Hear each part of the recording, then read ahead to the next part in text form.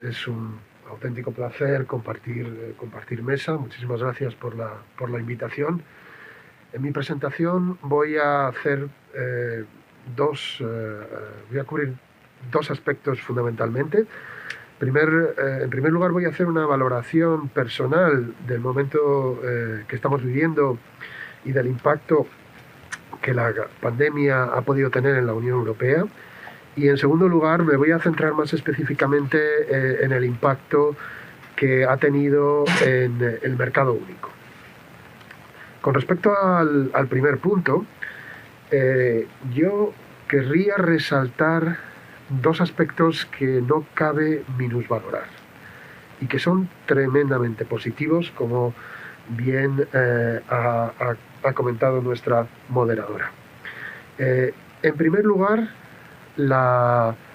el gran éxito de poder aprobar un paquete financiero como el que se ha aprobado, con los fondos europeos, el Next Generation EU y el marco plurianual para los próximos 7 años. Casi 2 billones de euros y además con unas expectativas de toque casi revolucionario, en el sentido de que se está hablando de un endeudamiento por primera vez común de la Unión. Se está hablando también de una posibilidad de nuevos impuestos como recursos propios también a nivel europeo. Estamos hablando de una magnitud de fondos de un calibre, creo, inimaginable tan solamente unos meses antes del estallido de la pandemia. Estamos hablando además de un diseño que pretende relanzar económicamente a la Unión, reestructurar en cierta forma esas economías y afrontar retos del calibre como es la lucha contra el cambio climático o la digitalización, el nuevo escenario de economía digital. Creo, por lo tanto, que este gran salto adelante, probablemente lo más importante desde el punto de vista de integración económica en la Unión desde el euro, creo que es sin ninguna duda, y de un gran calibre también político por la solidaridad que está detrás, creo que no cabe minusvalorarlo. Evidentemente hay una serie de riesgos o tenemos que ver y apreciar determinados matices, porque este paquete hay que ponerlo en marcha y hay que ponerlo en marcha con cierta rapidez.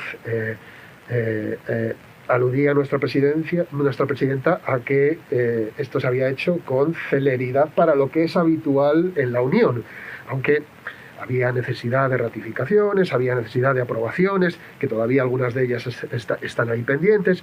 La verdad es que se está corriendo, aunque si lo comparamos desde luego con otras áreas que ya son estados federales o que tienen otros mecanismos de decisión, evidentemente todavía hay grandes diferencias, pero creo que se está corriendo efectivamente a este respecto, ¿no? Además, ese paquete tiene que ser efectivo, porque al final los ciudadanos, yo creo que nos van a juzgar a la Unión por su efectividad,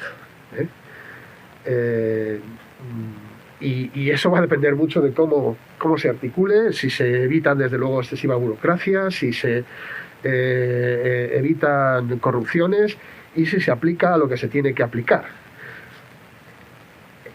Toda esta crisis va a generar además un importante endeudamiento y desde luego tenemos que evitar a toda costa que en el futuro esto se pueda convertir en una nueva crisis de deuda soberana. Creo que esto es un aspecto fundamental. Y por último, con respecto a este tema de los fondos, yo querría también señalar que son temporales, que es un salto gigantesco, pero hoy por hoy son temporales, son para afrontar la crisis. Y lo que todos los europeístas deseamos, desde luego, es que esto se pueda prolongar en el tiempo. Y para prolongarlo en el tiempo, la experiencia tiene que ser muy fructífera. Nuestra mejor forma de defender que esto debe de continuar, que esta solidaridad, estos fondos europeos, este nivel de gasto debe de continuar, es si la experiencia verdaderamente es fructífera, y para eso es muy importante que los fondos se apliquen correctamente y produzcan resultados positivos. La segunda valoración o el segundo salto adelante gigantesco que se da tiene que ver con precisamente con el desafío sanitario, ¿no? Y yo ahí creo que la cuestión es mucho más controvertida, porque yo he leído a gente a la que respeto mucho diciendo que la Unión Europea aquí había fracasado, que había apostado y había fracasado. Por ejemplo, con el tema de la compra de las vacunas, con el tema de la distribución de esas vacunas. Y yo soy de un parecer distinto. Yo creo que efectivamente se asumieron grandes riesgos, porque la Unión tenía limitadas competencias en temas sanitarios y además porque no tenía una gran experiencia en este tema, pero la Unión yo creo que fue muy valiente. Y se guió por un principio que yo creo que es indiscutible, y es que las vacunas tenían que llegar a todos los ciudadanos de la Unión, independientemente de su nacionalidad, al mismo tiempo. Yo creo que ese es el gran acierto de la Unión en el ámbito sanitario. No hay ciudadanos de primera, de segunda, de tercera, como los hubiera habido caso de que esto se hubiera gestionado a nivel nacional.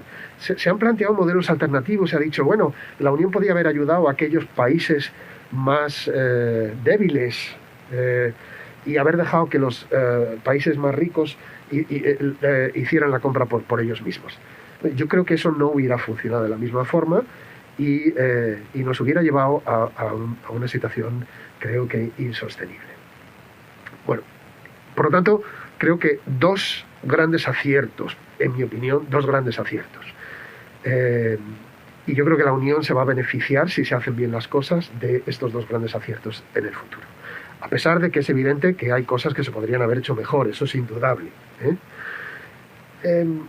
Y paso a mi segundo bloque. Mi segundo bloque es qué impacto ha tenido la pandemia en el mercado único. Mercado único y competencia.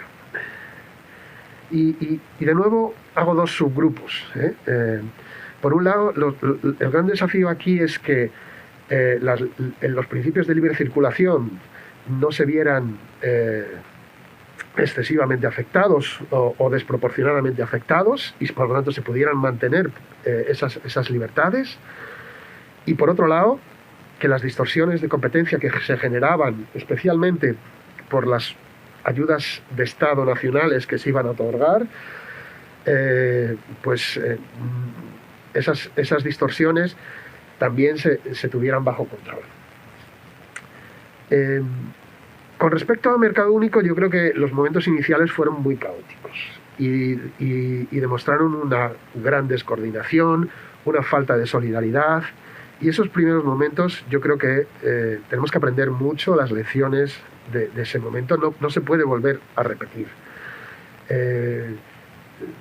Se paralizaron los flujos de mercancías en un primer momento, se volvieron a implantar los controles unilaterales en frontera, no hubo coordinación, las cadenas de suministros se pararon en muchos ámbitos o se retrasaron. Además hubo medidas unilaterales como prohibiciones de exportación de determinados productos esenciales en el ámbito sanitario que son impensables en una Europa solidaria. Yo creo que hay que ser muy críticos con ese primer momento, porque es verdad que era una situación muy novedosa, es verdad, pero creo que esos primeros momentos no sacaron lo mejor de los europeos, y de los gobiernos europeos tampoco. Pero hay que reconocer que las instituciones europeas tuvieron capacidad de reacción. Hay que reconocer que la Comisión Europea inmediatamente reaccionó, y en un tiempo muy limitado, al final, se consiguió volver a esa coordinación. Más o menos exitosa según el ámbito, pero al final creo que se ha vuelto a un marco común, se ha podido construir un marco común, se han podido garantizar esas libertades y, por supuesto, con restricciones justificadas y proporcionadas por el nuevo escenario. Eso pasó con mercancías, inmediatamente los carriles verdes para el flujo de los productos esenciales y luego del resto de los productos. La posibilidad también de que los trabajadores desplazados, temporales, transfronterizos pudieran pasar la frontera, y además que hubiera una actuación coordinada a los dos lados de la frontera. La posibilidad de los trabajadores esenciales también de poder seguir cruzando esas fronteras. Todo eso se reimplantó con relativa rapidez, y yo creo que ha funcionado de una manera bastante coordinada, ¿no? Se tardó mucho más yo creo que en elaborar un marco común detallado de restricciones más generales a la libre circulación de personas, es decir, lo que es las excepciones al espacio Schengen. Yo creo que ahí el proceso ha sido mucho más lento y todavía creo que deberíamos de fortalecer las posibilidades de actuación de la Unión en este ámbito. Aún así, unos meses después del comienzo, bueno, pues hay un marco común, hay un mapa en colores de cuáles son las zonas de riesgo. En función de esas zonas de riesgo, es una serie de recomendaciones a los Estados miembros para que actúen e implanten unas restricciones u otras. Hay ese marco común, aunque yo creo que ahí hay espacio de mejora. Y acabo la parte de mercado único con una referencia a lo que es libre movimiento de capitales, que a mí me parece una situación algo preocupante. Inmediatamente cuando se adoptó el estado de alarma en marzo, hubo un primer momento en el que se establecieron nuevos controles a inversiones directas extranjeras, y en este caso por extranjeras entiendo de terceros estados. A finales de marzo se amplió a empresas europeas, esos controles, a empresas europeas, pero que estuvieran controladas por grupos extranjeros. Y a finales de diciembre, a finales de año del 2020, se introdujeron también restricciones, estamos hablando de la legislación española, restricciones a las adquisiciones en sectores críticos y en sectores estratégicos de empresas españolas por otras empresas europeas. Participaciones de control superiores al 10% o inversiones superiores a 500 millones de euros. Y aquí la pregunta que yo lanzo es, bueno, esto planteó muchísimas dudas, porque esto daba una vuelta de tuerca completamente, un giro de 180 grados a lo que era la jurisprudencia del tribunal habitual en materia de, por ejemplo, de acciones de oro y de libre movimiento de capitales, que era muy restrictiva con respecto a las limitaciones que se podían imponer por parte de los gobiernos nacionales. Una situación como la actual, como la que hemos tenido durante la pandemia, justificaba un giro tan radical de 180 grados. ¿Es eso proporcionado? ¿Queremos que en el futuro, cada vez que haya una crisis, los estados puedan establecer limitaciones a las inversiones? Estamos hablando de la adquisición de un 10% del capital de las empresas nacionales. ¿No estamos creando un espacio para el abuso? Yo estaría, desde luego, encantado de que el Tribunal de Justicia pudiera pronunciarse sobre este tema, incluso a toro pasado, para sentar jurisprudencia al respecto y decir hasta qué punto un escenario de este tipo justifica este tipo de medidas y hasta qué punto no. Y no tengo claro cuál es la respuesta, a pesar de la situación excepcional. Por último, en materia de competencia y distorsiones a la competencia dentro de ese mercado, dos comentarios solamente. Uno, creo que ha sido muy positivo el que se haya articulado un sistema para dar mayor seguridad jurídica a los acuerdos de cooperación entre empresas durante este periodo. especialmente en los sectores farmacéuticos, sectores de productos esenciales, en I+D relacionada con la pandemia. Evidentemente los beneficios a obtener por esa cooperación se incrementaban enormemente y por lo tanto permitían que el balance entre posibles distorsiones, restricciones a la competencia y efectos positivos fuera mucho más favorable a esos acuerdos. Pero para que verdaderamente funcionasen había que otorgar seguridad jurídica y eso la Unión lo hizo y casi inmediatamente, creando un marco temporal con directrices generales aplicables. Y además, no solo eso, sino que creó también una vía excepcional para que las empresas pudieran acercarse a la Comisión y consultar las cláusulas concretas de ese acuerdo y obtener una seguridad jurídica en un tiempo récord.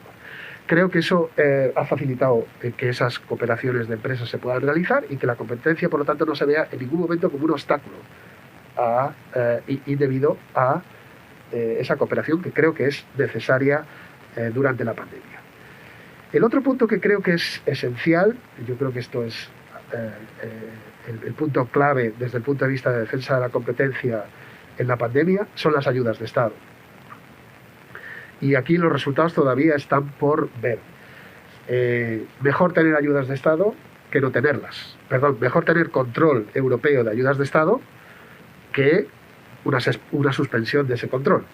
Pero es evidente que eso, para poderse mantener, ha necesitado una flexibilización. Y una flexibilización muy importante. Ahora se pueden otorgar muchísimas más ayudas de Estado que en una situación normal.